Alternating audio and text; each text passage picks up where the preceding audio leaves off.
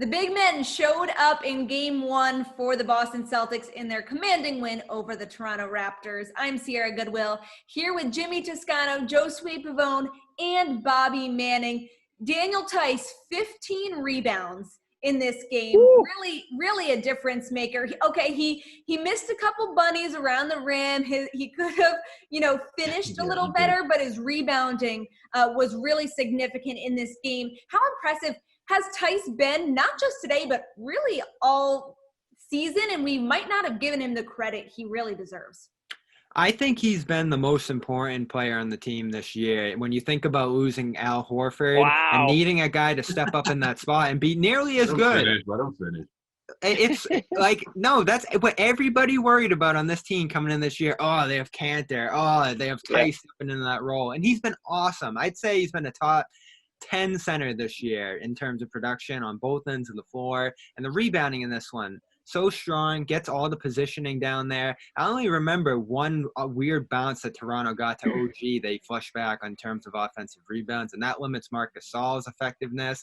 I think that limited what Serge Ibaka could do down low. And honestly, the whole team, too, stepped up around him. Sometimes he needed to tip it to a Wanamaker. They're all right there. Every Celtic who played in this game, except Kemba, had at least 5 rebounds. I don't know if top 10 center is a huge compliment in the NBA, but I'm okay. That's agreed. I guess Theis is top 10. I think it's a compliment. Was he above Horford this year? I think he was. Yeah, that's okay. All right. Oh, yeah. Fair enough. Fair enough. Money. But especially in this series, yeah. I mean, in the bubble overall, too, that's been really overlooked. We've been talking about it for weeks, but on the national stage, I don't think he gets enough credit. I mean, maybe this game will change things. Those 15 rebounds will go a long way. But offensively, I think what's impressed me the most with him is just the confidence he has in that jump shot. I mean, there's one play in particular where he threw an up fake from behind the arc, an up fake that sent Marc Gasol flying and gave an open lane for Theis. I mean, that's just really opened things up for him on the offensive end. And if he's putting up points like that, or if he's just having that threat out there, a starting lineup where every single player can shoot from behind the arc and you're forcing teams to go out and guard him, I think that's made a huge difference for this team, and it's made things really difficult for the Raptors to defend.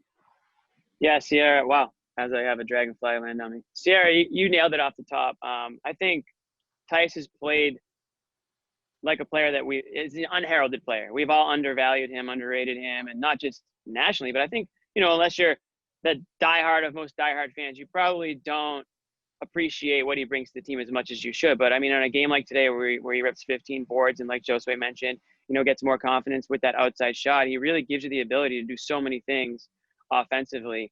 And he's playing like a guy who hears everyone say that the Celtics are undersized or don't have a true center, or don't have enough, size down low to compete. He's playing like a person who has a lot to prove.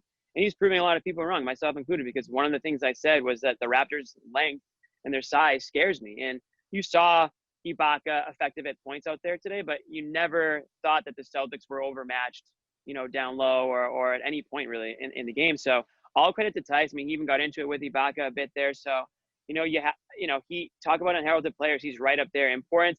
I don't know if I'll say he's the most important player on the team. I might not go that far, Bobby. But you really do. I mean, if you took him out of the equation, what do you do at center? I mean, Rob Williams, we'll talk about him next, but you can't depend on those players. They'd be in big trouble if they lost him. You wouldn't know where to go because he fits in every matchup too. All these other guys, Rob, you can't play him against Philly. Ennis, you can't play him here. This guy can play Embiid. He can play Gasol. He can play Ibaka. Anybody you see out there. Top 10 center, dead or alive. Yeah. Just kidding. You mentioned it, though, Bobby. Enes Kanter, 0 minutes in game one. Time Lord, Rob Williams, with some serious burn. He was perfect from the field. Obviously, he adds that significant athleticism. His game can always be sharpened up. But how much of a difference maker can Williams really be in this series?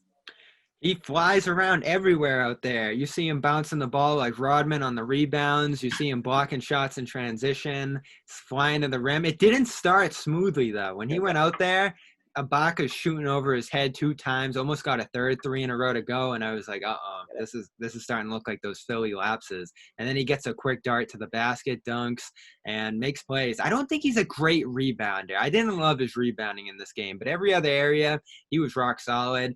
And that intimidation block on, I think it was Lowry, or it might have been Powell out there. I forget who it was, but he laid a monster one down, got called for a foul, but that's, he's that kind of impact player. And Doris Burke loved him. I don't think she raved about any player as much. That was great. She went into the whole on and on about the Time Lord. The Time Lord origin story, yep. And then she kept going on about it. I'm like, okay, they know the story now. Okay, you told it already. Yeah, she was loving it. Hey, I'll listen to that story all day. I mean, Bobby, that block was, it was a foul. There was a little too much contact, but the force he went up and just swatted that ball. It was just like, you got to think twice when you go down into that territory, because that presence is there. I'm not going to quite say yet that he's Bill Russell. I'm not going to go full Tommy Heinsohn on everybody, but I'm seeing shades of it. So I like what I see so far. Yeah, he's no Steamsma, but he's making He's no Steamsma.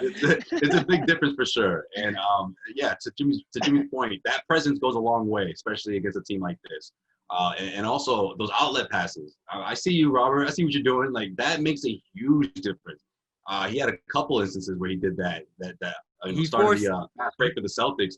And if he didn't do it, if he waited 1 or 2 seconds, it would have changed things. So those sort of heads-up plays, Brad loves those. Brad's here for that. So that transition play where him and Smart are just flying through the sky and putting love back, that. like 2 misses. Like, that's the most fun this team gets. Don't forget the windmill dunk. Don't forget that windmill dunk, because you know what? That tells me that he's kind of feeling himself a little bit out there. Maybe the old Rob just goes ahead and puts it in, right? And just, cool, calm, and collect. But no, Rob Williams is having a little bit more confidence out there. He feels like he belongs in the court. Yeah, he's going to throw down a little windmill in your face. I'm fine with that. Hey, and let's, if he came out in the playoffs and was a complete dud, the talk radio people would have been laughing at us, hyping up Rob Williams. But he has legitimately changed the team, because he gives you efficient scoring off the bench and defense, which is 2 things they needed there. Absolutely. Well, for all of our Celtics playoff coverage, you can find it on our website at clnsmedia.com. And don't forget to subscribe to our YouTube channel over at Celtics All Access.